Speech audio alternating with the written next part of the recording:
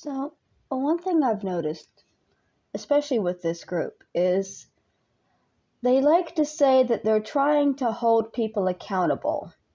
That's why they do what they do. They're not bullying, they're not terrorizing and harassing people. They're just trying to hold them accountable. And the problem with that is that they're not actually holding anybody accountable for anything. They're just kind of abusing people with their past. The purpose of holding somebody accountable is to change their actions.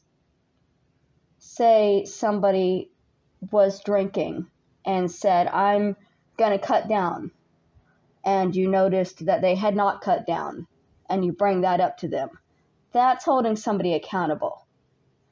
Going over somebody's past relentlessly is not actually holding anybody accountable unless they are still living in that past, which I am not. Because in 2009, I was a much, much, much different person than I am now. The person they're trying to hold accountable doesn't even really exist. She was in 2009, and I'm living in 2023. See, in 2009, I was unmedicated for all of my problems. I had not been to therapy. I was dealing with an abusive family who did not acknowledge any of my problems. And I was just out of an abusive marriage to somebody who could never have loved me. I was desperate to find somebody who would love me and would take care of me. That's who I was in 2009. In 2023, I'm medicated. I'm in therapy. I'm as far away from my abusive family as I can get with them forcing themselves down my throat.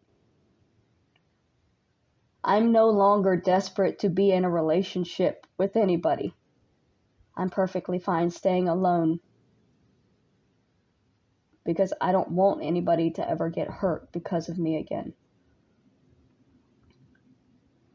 It's actually shown that men will instinctively put themselves in danger to impress a woman that they find is attractive. So all you really have to do to trigger a man into doing something stupid is be somebody that he finds attractive. A man will cross the street knowing that it's dangerous just to impress a woman, even if she's not impressed by that. It's just the way it's how men's minds think.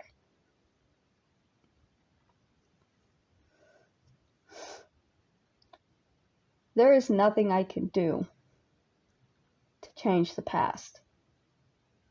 I can't bring Roberta back to life. I can't change who I was. The only thing I can do is try to move forward with my life, which I've been trying to do.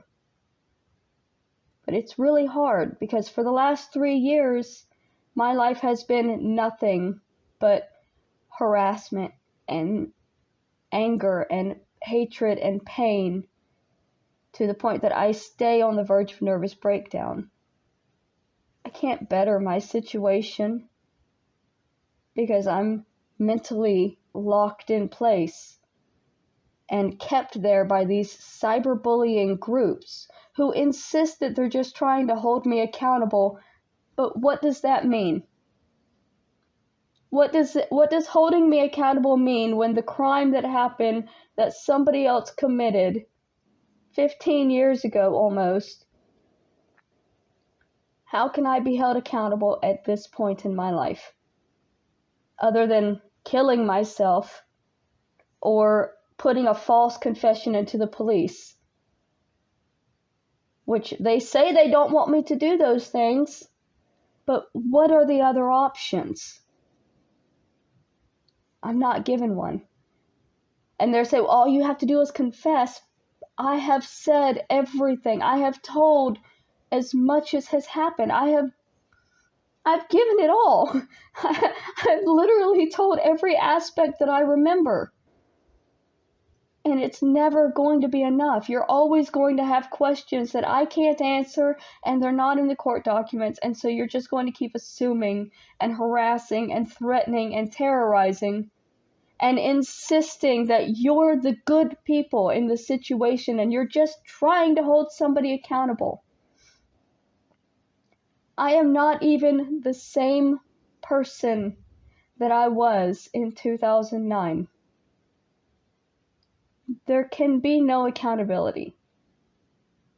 When I was unmedicated and had no treatment, I was a completely different human being.